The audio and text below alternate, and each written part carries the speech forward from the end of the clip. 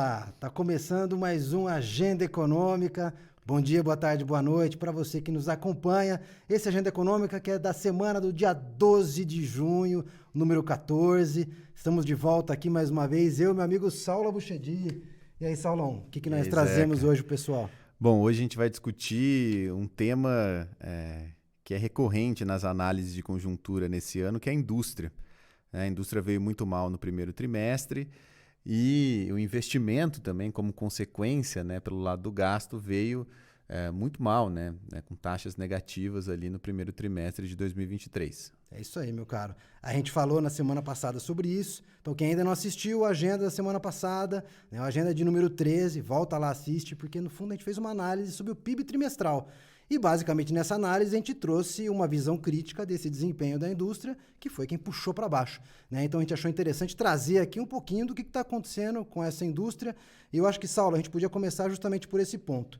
Traz um pouquinho das características dessa conjuntura recente, desde a conjuntura mais do trimestre aqui, mas também dessa conjuntura pós-pandemia. Como é que você vê esse desempenho industrial? Sim, eu acho que vale, antes da gente fazer a nossa discussão, abrir mais a discussão sobre a indústria, vale dar esse panorama para quem está ouvindo a gente sobre a indústria em 2023 e em comparação ao período pré-pandemia também, né?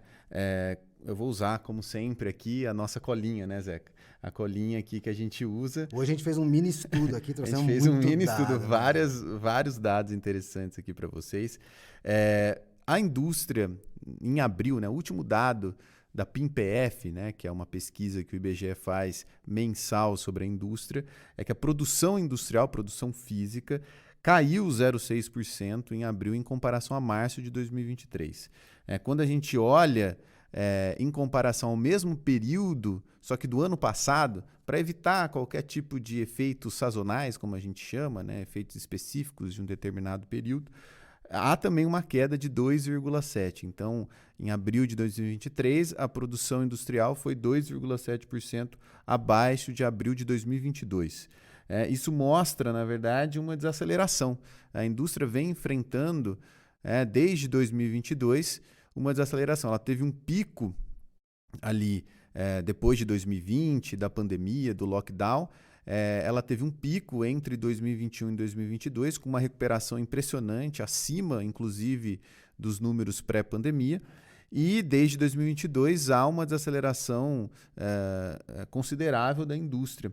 E como que a gente observa essa desaceleração, né? Não só comparando entre 2023 e 2022, mas também comparando, por exemplo, o primeiro trimestre de 2023 com o primeiro trimestre de 2019, que é o primeiro trimestre do ano antes da pandemia. A queda é de menos 1,2%. Então, em 2023, a gente já tem um dado abaixo de 2019. Se a gente for pegar, então, por ciclos políticos, né, o governo Bolsonaro ele pega uma indústria com um certo patamar e entrega, né, a produção industrial abaixo do nível que ele pegou, certo? É verdade. E a pandemia, obviamente, teve um efeito danoso sobre esse processo. Como você mencionou, ela se recupera, mas essa recuperação já é precedida, já vem logo depois uma queda subsequente e, no fundo, estamos piorando, né? Vamos dizer assim, esse que é o cenário. A indústria vem numa desaceleração contínua. E eu acho que a primeira coisa que a gente precisa avaliar, e é importante para quem nos assiste entender isso, né? A nossa indústria passa por um longo período de declínio, né? Um declínio estrutural que, via de regra, vem desde os anos 80. Né, com características muito peculiares de cada década, né? Os anos 80 têm a sua característica, os anos 90 com a abertura sua, os anos 2000 você tem uma pequena recuperação da participação da indústria no PIB, né? Mas já com elementos de uma desarticulação interna, né? Com uma penetração de insumos, uma participação maior de importados na composição do produto, né? Mas depois da década de 2010, esse processo se apresenta novamente e você tem uma desaceleração. Então, quando a gente olha para a participação da indústria no PIB, né, nos anos 80, o cálculo tradicional indicava alguma coisa em torno de 35%. Né? Alguns cálculos refeitos aí dão alguma coisa em torno de 20, 25%. Né? O fato é que a indústria hoje, né, como você mesmo discutiu na semana passada, está se aproximando da agropecuária. Né? Nós estamos hoje com a indústria perto de 10% do PIB, que é muito pouco. Ou seja, vamos pegar o dado mais simples aqui, alguma coisa um pouco acima de 20%. Para 10%, é uma queda muito significativa. Então, a indústria perde uma participação importante, né? E a indústria é sempre um elemento dinamizador dentro da economia, porque ela traz a questão tecnológica, ela traz os empregos de melhor qualidade, os empregos mais formalizados, os empregos com melhores salários. Então, a desindustrialização é um sintoma também, né, especialmente quando ela é precoce, como é o caso brasileiro, ela é um sintoma de uma economia que perde fôlego.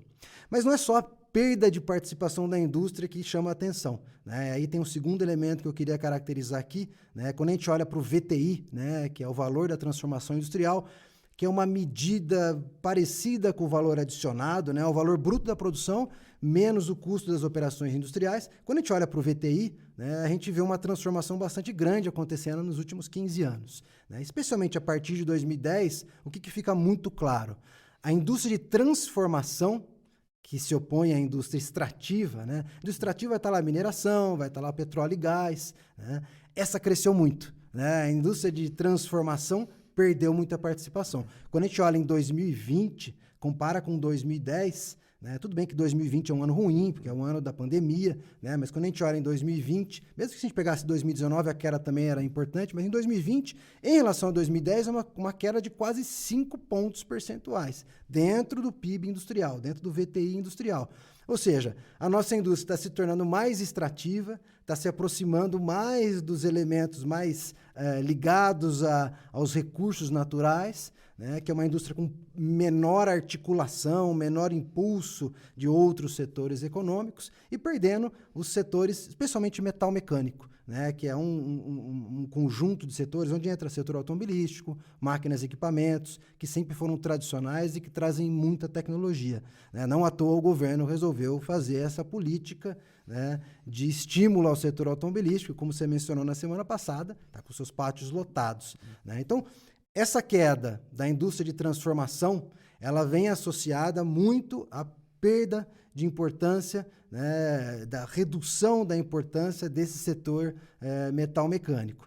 E quem que está ganhando importância nessa aula? Quem está ganhando importância são os setores mais ligados a extrativismo, né, mais ligados ao setor, vamos dizer assim, da indústria extrativista, sim, mas há setores ligados aqui também à agropecuária, com os insumos da agropecuária, né, e isso é uma mudança importante dentro da própria dinâmica industrial. Como é que você acha que isso pode afetar, né, como é que você vê isso afetando a nossa macroeconomia também? Então, a gente vem observando nos últimos tempos, né, como você disse, o Brasil, inclusive na contramão, né, do mundo, né, enquanto no mundo principalmente nos países asiáticos, há um crescimento da indústria da transformação em detrimento da extrativista. No Brasil, a gente observa o contrário, que é um dos sinais dessa mudança na indústria. Se olhar, desculpa, você tem toda a razão. Se olhar os dados agregados, né, o crescimento em todos os anos, desde 2010, da indústria de transformação foi acima da indústria extrativista no mundo. Ou seja, a composição desse PIB industrial está caminhando em torno da indústria de transformação e a gente está indo na contramão. Na contramão, e ao mesmo tempo a gente observa isso quando a gente olha para todos os setores ali, né? Para os serviços, para a indústria e para a agropecuária, né? Do ponto de vista mais macro, quando a gente olha para o PIB, né? A composição do PIB por setor, a gente observa também um crescimento da agropecuária e dos serviços em detrimento da indústria. Muita gente fala que é um processo, inclusive, de servitização da economia brasileira. Há também um processo de servitização lá fora, em países desenvolvidos, né, dos Estados Unidos, por exemplo, mas é uma servitização da indústria, né, que é reflexo das transformações industriais, da estrutura produtiva recente, com a indústria 4.0, mudanças no paradigma tecnológico da indústria. Isso acaba caminhando para uma servitização da indústria, Só que não é isso que o Brasil que a gente vem observando no Brasil. Né? A gente vem observando uma servitização da economia, ou seja, a produção ela está cada vez mais se encaminhando para os serviços de baixa qualidade, que pagam baixos salários. Então, a renda do emprego está sendo gerada nesse setor, né? Num setor que agrega muito pouco valor, né? Ao nosso produto, né? Ao nosso PIB. E, ao mesmo tempo, a gente vem percebendo um crescimento da agropecuária. O que isso acaba gerando na nossa indústria? Né? Gera desdobramentos. Então, o crescimento da agropecuária acaba gerando desdobramentos na nossa indústria. Né? Então, enquanto a gente vem observando desde 2010 uma queda da participação da metalmecânica, então da indústria automobilística, né? A indústria automobilística, pegando a cola aqui, né? Saiu em 2007 de 9,48%, né, do total do VTI, industrial, né, do PIB industrial, saiu de 9,48% para 4%.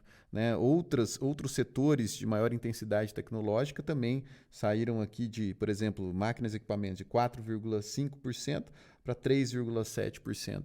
Né? Então, há uma perda de participação, como o Zeca já mencionou, e ao mesmo tempo, quando a gente vai para a agropecuária, né, para setores ligados à agropecuária, por exemplo, produtos químicos, né, onde aqui dentro tem os defensivos agrícolas, outros produtos aqui ligados a máquinas agrícolas, né, a gente percebe um aumento aqui da participação e um crescimento desses subsetores ligados à agropecuária.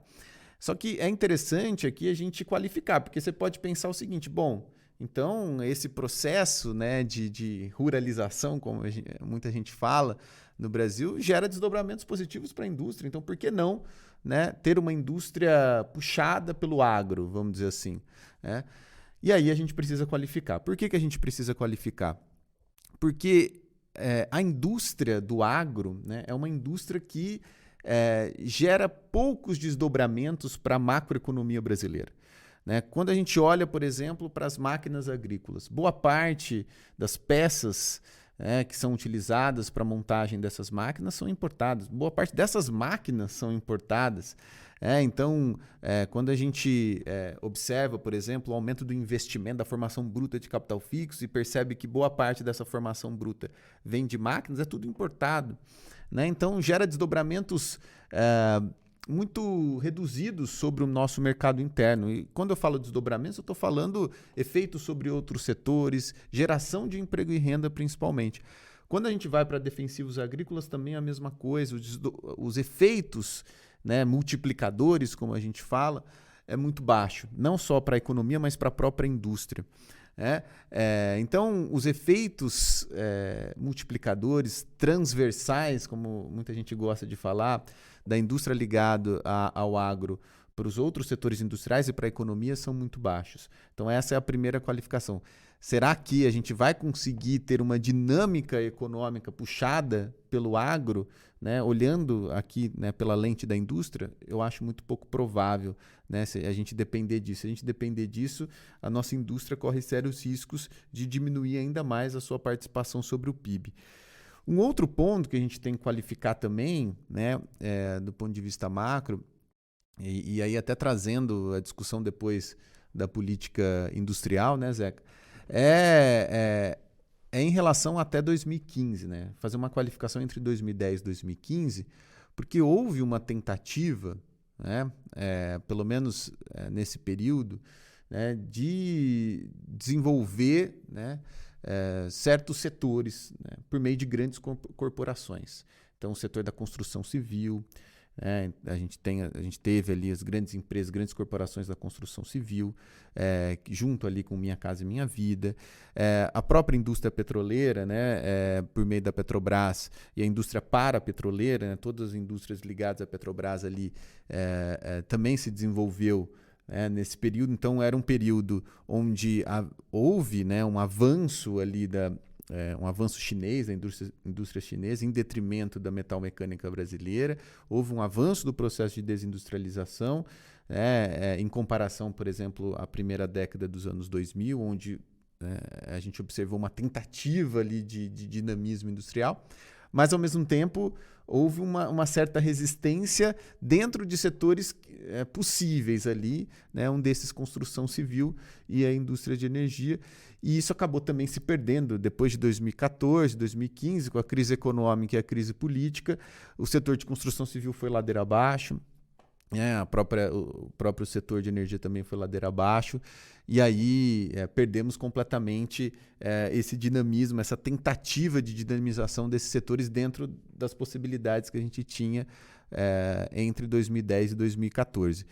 O que a gente vê hoje, no final de tudo, só para eu concluir o ponto, né? O que a gente vê hoje, no final de tudo, e aqui puxando para o pós-pandemia, né, para esse momento de desaceleração da indústria, é o seguinte: nós estamos voltando ao padrão que a gente observou entre 2010 e 2019, ou até antes da pandemia. Né? Qual padrão é esse? Perda de participação de setores muito transversais, né, que geram encadeamentos, que geram consequências para outros subsetores da indústria, como a própria indústria automobilística. Então, é isso que a gente observa. Uma perda ainda maior. Então, por exemplo, a indústria automobilística veio muito pior, né? Passou pela pandemia e está muito pior agora. Enfim, perda de participação da indústria de máquinas e equipamentos, de outras indústrias, e uma perspectiva aí de volta da indústria extrativa. A gente depende, na verdade, da indústria extrativa e dos preços das commodities, ao final de tudo, para ter um certo dinamismo industrial, e mesmo a gente depende também da agropecuária, no geral, para ter algum tipo de dinamismo industrial. Né? Nossa indústria, portanto, ela, depois da pandemia, ela volta aos seus padrões e volta ainda pior. Volta muito fragilizada. Né? Você trouxe um ponto que eu acho que é muito legal, né? Porque isso é importante para o pessoal entender. Né? No fundo, essa indústria puxada pelo agro ela é importante. Né? A gente acha excelente.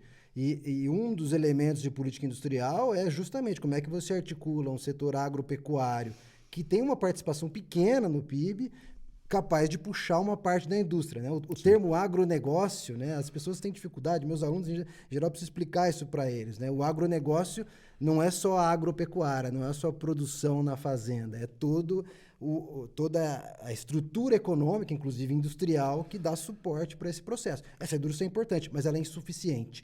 Sim. E quando você olha para esses setores, você trouxe muito bem. Né? Você pega, por exemplo, um setor químico, como é o setor de defensivos, uma parcela, ou como é o setor farmacêutico, que não é ligado ao agro, mas é um outro setor que cresceu muito nos últimos anos no Brasil e ganha participação na indústria. São setores que a importação de partes e peças, de elementos químicos, são todos aqueles que têm mais tecnologia. Então, a gente fica com uma etapa da produção industrial aqui, mas a parcela que a gente traz de fora é a parcela mais dinâmica. Então, nossa indústria ela vai se tornando cada vez menos articulada com os setores com maior dinamismo econômico. Mesmo quando você produz, como é o setor químico, é um setor nobre. Né? Mas o que a gente faz aqui dentro é cada vez menos importante. Né? A indústria farmacêutica é uma indústria importantíssima, uma indústria certamente que permanecerá com muita importância no futuro. Mas na medida em que a gente fica numa parte da nossa indústria que é mais simples e importa o que tem de tecnologia, a gente fica sempre a reboque dos grupos internacionais. Os especialistas falam, né? A gente está cada vez mais na ponta da cadeia, né? Da cadeia de valor, né? Exatamente. Né? Então, a gente vai perdendo. E por que a gente perde essa capacidade? Justamente porque a gente não tem a pesquisa e tecnologia, porque a gente não tem os setores que produzem outras tecnologias que dariam suporte para laboratórios, para outras questões associadas. Ou seja, nós não temos um sistema nacional de inovação que se articula com a nossa produção industrial. Esse declínio longevo que a gente vem assistindo na nossa indústria, né, também é associado com a dificuldade de implementar instrumentos de política industrial. Né? Você trouxe muito bem, né? Os anos 2000 você tem uma tentativa de resgate de uma política industrial, né? E nesse momento tem uma das políticas que são das mais importantes, certamente, né? Que são as compras governamentais. Né? O uso do poder de compra do governo ou das estatais como instrumento de articulação interna do país dos interesses industriais privados, né, ou públicos, não interessa aqui, né, importa que eles produzam tecnologia, que eles produzam emprego, que eles gerem, né, o desenvolvimento econômico. Né. As compras governamentais têm essa força, né? Quando a gente olha para os anos 2000, a Petrobras, que é uma indústria extrativa, puxou junto com ela setor de embarcações, plataformas, um monte de segmentos com uma produção tecnológica que a gente tinha esquecido como fazia e que a gente voltou a reaprender nos anos 2000, especialmente, no final dos anos 90 e durante os anos 2000, e que foi perdendo importância, especialmente nos últimos anos. Por quê? Porque foi atacado, né? Esses instrumentos foram atacados de maneira feroz, né? Desde 2015, 2016, da ponte para o futuro, né? A ideia de que tira o Estado aqui, né? Da própria Lava Jato, né? Tudo que entrar o governo, tudo que entrar o Estado tem que ser combatido. E aí você joga o bebê com a água suja do banho, né? Você eliminou elementos de política que poderiam puxar, como em outros países foram importantes. É óbvio que a gente tem que pensar as nossas condições, as nossas peculiaridades, o nosso tempo histórico para pensar a nossa política industrial. Aqui mando um abraço para o meu amigo Diegues, se ele estiver nos assistindo, que está discutindo esse debate muito importante, né? Mas as políticas de compra, né, do setor público de saúde brasileiro, o SUS, como um comprador enorme de medicamentos, é certamente importantíssimo para entender um setor farmacêutico. Caso contrário, nós não teríamos empresas, né, como as empresas nacionais, né, que são grandes, num mundo onde as gigantes internacionais dominam em qualquer lugar do mundo, né? Então, o que eu queria deixar aqui de recado para quem acompanha a gente, né? A ideia de política industrial, a ideia de você pensar que país, que indústria que eu quero ter no futuro, como o governo pode planejar os investimentos privados, inclusive, através de uma colaboração entre o setor público e o setor privado, né? É fundamental, né? Isso o mundo inteiro está fazendo. Os documentos internacionais, o FMI está discutindo isso, os Estados Unidos faz política industrial, retomou com força, né? A Alemanha, a China, né? Então, esse é um ambiente em que quem não fizer política industrial agora vai ficar de fora dos desafios, né, do futuro, né? Dentre eles, o meio ambiente. Não só todas essas novas tecnologias que aparecem, né, e que, mais do que novas tecnologias a serem produzidas, são novas tecnologias que vão perpassar os setores, inclusive os setores mais tradicionais. Tanto do ponto de vista da indústria 4.0, né, que nós falamos aqui, né, todos os elementos de mudança de modelos de negócio, de novas tecnologias, mas também a questão do meio ambiente, que é uma questão fundamental de ser organizada dentro da política industrial para se pensar a indústria do futuro, né? Exatamente, Zeca. Na verdade, o próprio Diegues aqui, você citou o Diegues e o Zelino, né, o professor Zelino lá da UFSCar, eles têm diversos trabalhos publicados onde eles mostram a complexidade da política industrial hoje, né? Então não se trata só, a gente vê muita discussão da reindustrialização do Brasil, é uma coisa muito geral, né? Você fala, vamos reindustrializar. É impossível a gente pensar numa estratégia de industrialização como a gente observou até os anos 70 e 80 no Brasil, né? Daquele salto do Brasil potência. A gente não pode se iludir com essa tentativa. Ou, por exemplo, até do ponto de vista mais macroeconômico, a minha praia, né? Quando a gente faz uma discussão de política cambial, por exemplo, é muito difícil a gente discutir aqui, vamos desvalorizar o câmbio e ver o que acontece, porque a gente precisa, há uma discussão, em alguns economistas colocam essa discussão, né? Vamos desvalorizar o câmbio, que a indústria vai crescer, né? Não, se você desvaloriza o câmbio, você gera uma série de consequências para essa indústria que a gente tem hoje, né? Muito dependente de insumos importados, né? É muito dependente da dinâmica externa, dos preços determinados lá fora. Então, assim, a gente precisa ser mais realista em relação à política industrial, escolher os setores. Então, a seleção dos setores deve seguir vários critérios. Então, o Diegues mesmo fala, olhar para a dinâmica da concorrência internacional, né, para a questão das possibilidades ali em relação às capacitações tecnológicas. Temos que olhar também para a questão da acumulação, como você mesmo me ensinou, né, Zeca? Não é só olhar para a questão da inovação, né, da acumulação de inovações, mas também da acumulação de capital, né?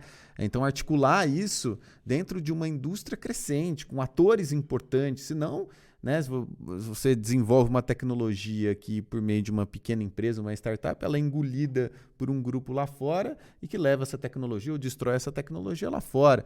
Então você tem que combinar isso com também uma visão concorrencial muito importante e com a participação do Estado institucional. Né, o Estado entrando aqui, como faz com em todos os outros países. Né? A gente não pode se iludir aqui achando que a industrialização, né, ou qualquer tipo de política industrial, ela se faz com espontaneamente ou com o protagonismo do setor privado. Né? Na verdade, o setor privado nem quer isso. Né? O setor privado ele demanda a participação estatal para organizar justamente, né, as suas expectativas de demanda, o seu gasto. Né? Quando a gente fala das compras governamentais, por exemplo, isso, como a gente fala na economia, é uma garantia ali de demanda efetiva. Né? É algo importantíssimo para o setor privado, né? Porque o setor privado, o Estado dá ao setor privado um certo horizonte e que é fundamental para o setor privado investir. Né, e investir na fronteira tecnológica. Né? Isso que é muito importante. Um dos problemas centrais da indústria brasileira, são vários, são muitos. Certamente a mini discussão e o mini estudo que a gente apresentou de números aqui deveriam se estender em análise de gestão, análise de trajetórias tecnológicas. Tem um monte de questões que a gente não tem tempo de abordar aqui. Mas do ponto de vista macro, você tem toda a razão. Um dos problemas nossos é o stop and go que a gente fala. Né? Uma economia que não consegue crescer. No melhor ciclo dos últimos 40 anos, cresceu durante 5 anos de maneira um pouquinho melhor. Então, que empresário que tem, ou que empresa que tem condições de fazer um investimento de pesquisa e desenvolvimento de longo prazo, se o horizonte dele de demanda é um horizonte de 2, 3 anos, que ele sabe que depois vem uma crise. Né? Então, a organização da macroeconomia é fundamental também para entender o desempenho industrial. E, obviamente, uma coisa reforça a outra. Né? O que nós estamos dizendo aqui é que a fragilidade da indústria torna, na verdade, os instrumentos macroeconômicos mais frágeis. Né? E retomamos para a discussão da semana passada, né? Que é basicamente o seguinte: nós estamos num cenário econômico, a indústria está puxando para baixo. É por isso que, de certa forma, a gente não consegue ser muito otimista sobre 2023. Exato. E eu acho que podia encerrar a nossa conversa de hoje, né, retomando um ponto que eu falei na semana passada muito rapidamente. Eu disse, olha, o governo parece que está fechando buracos, né, num navio que vem afundando. A gente, você acabou de comentar, né, o governo Bolsonaro inicia com uma indústria num nível de produto físico maior do que o que ele entrega. Ou seja, a indústria chegou pior, óbvio. Alguns setores, como eu falei, farmacêutico, defensivos, né, mesmo a indústria de alimentos, alguns setores estão melhores do que eles estavam antes. Né? Mas a estrutura da indústria, o agregado da indústria caiu. Né? Então, o governo hoje tem um desafio gigante. Né, que é um desafio que eu estava brincando com você antes. Né? Você tem um navio afundando, cheio de buracos, com o motor parado. O motor é o que vai levar a gente longe, né? É o longo prazo, é o projeto de para onde vai a nossa indústria. Me parece que o governo não apresentou nada sobre isso ainda. Né? O que ele está tentando apresentar nesse momento parece que são pequenas tentativas de fechar os buracos para o barco não afundar. Mas só isso é insuficiente. A gente vai ficar à deriva. Né? A gente vai precisar pensar uma política de longo prazo em breve. Exato, é a política de remendo. Essa medida no setor automobilístico é uma tentativa de dinamizar um setor muito importante, como a gente viu, né? O setor automobilístico é um dos setores mais importantes aqui da indústria de transformação. A despeito do declínio gigantesco. A despeito do declínio gigantesco, ainda é um setor importante. Então, o governo sabe que se conseguir dinamizar esse setor, ele vai conseguir gerar um efeito positivo para o PIB em 2023. Só que é um efeito de curto prazo ali, né? Você precisa, na verdade, né, o principal objetivo aqui para o setor automobilístico é parar essa sangria, essa deterioração do setor automobilístico, né, para você pensar, na verdade, numa retomada desse setor, numa retomada de um setor importante da indústria brasileira e que gera, né, diversos desdobramentos positivos para a indústria. Então, é importante a gente observar isso. Né? A indústria que o governo Lula está pegando agora, o Lula 3, é diferente da indústria do Lula 1 e do Lula 2. Eu acho que todos os efeitos positivos que a gente viu na economia, na macroeconomia, ali no primeiro e no segundo governo Lula, a gente esses resultados positivos eles estão dentro de um contexto, né, da indústria mais positivo naquele período do que hoje. Isso é muito importante. Então, a gente conseguiu resultados positivos no emprego e na renda naquele período porque a gente tinha uma indústria mais forte. Hoje, o Lula 3, e provavelmente o Lula está se deparando com isso, pega uma indústria muito pior em relação a dinamismo. Então, é muito mais difícil, o que eu estou querendo dizer aqui, é muito mais difícil você gerar emprego e renda com a indústria hoje. E ainda mais com a taxa de juros nesse patamar. E, além de tudo, nós temos esse fator também que a gente não mencionou.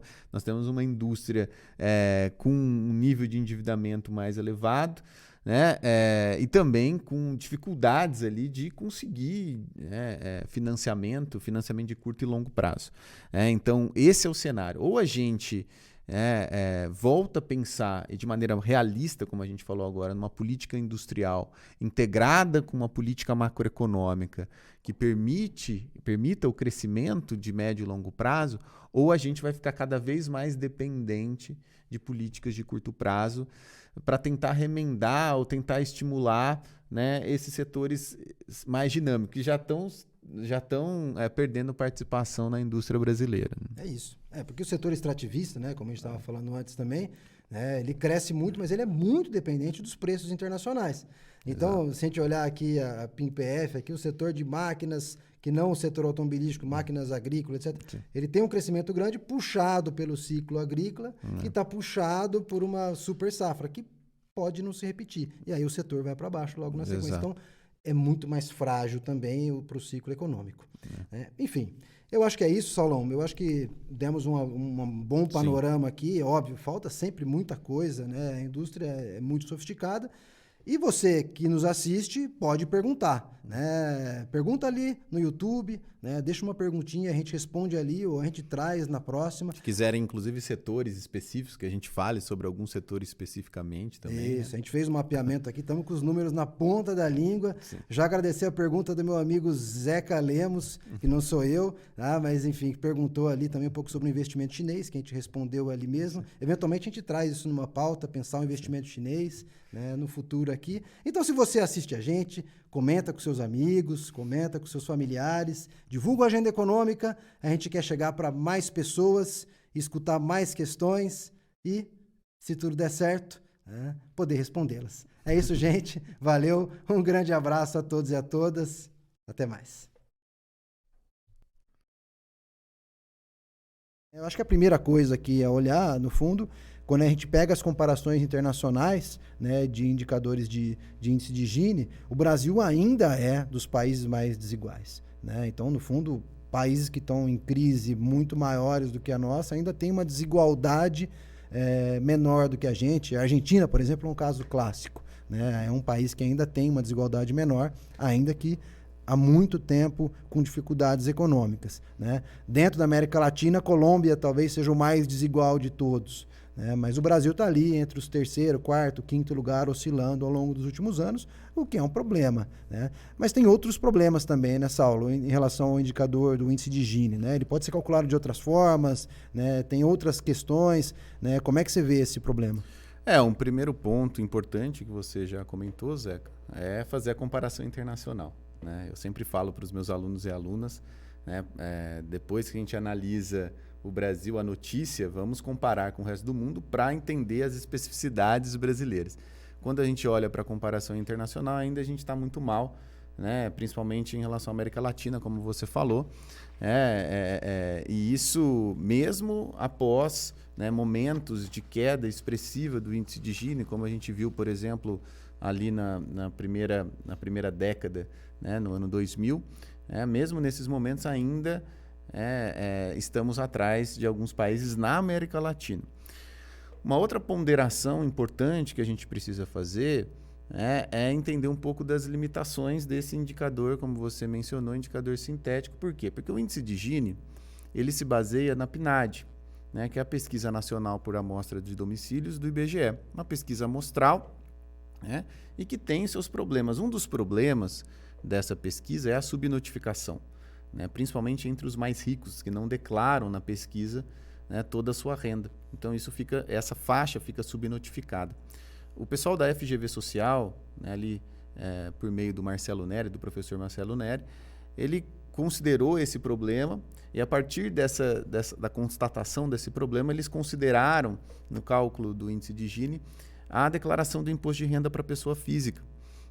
Então, a Receita Federal, nos últimos anos, tem divulgado de maneira sistemática os dados referentes, agregados, por conta do sigilo, mas os dados referentes à declaração do imposto de renda de pessoa física.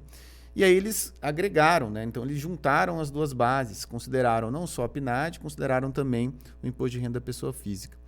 E aí, a partir desses dados, eles constataram o quê? Eles pegaram os dados de 2020, que são os últimos dados disponíveis. Eles constataram que o índice de Gini em 2020, considerando a base da Receita, aumentou. Eu vou até pegar a nossa famosa colinha, aumentou de 0,7066 para 0,7068. Ao mesmo tempo, o índice de Gini lá em 2020, utilizando só a PNAD, caiu de 0,61 para 0,60, 0,60. É muita diferença. Então, há uma diferença. A primeira diferença em relação ao nível, justamente porque aqui na declaração do imposto de renda, você não tem o problema das subnotificações dos mais ricos. Então, esse é um primeiro ponto. Segundo, o que eles constataram? Considerando essa base maior, eles constataram que em 2020, a gente teve auxílio emergencial e, por conta da pandemia, os mais ricos perderam. Todos perderam ali, mais ricos, classe média. Os mais ricos, que estão no topo ali da análise, 1% mais, perderam. Só que a classe média perdeu muito mais. Então, nesse sentido, eles constataram, por meio desse índice de Gini com novas bases, com outras bases, eles constataram que a classe média foi a grande perdedora ali em 2020, muito mais que os mais ricos, e isso acabou gerando impactos no resultado.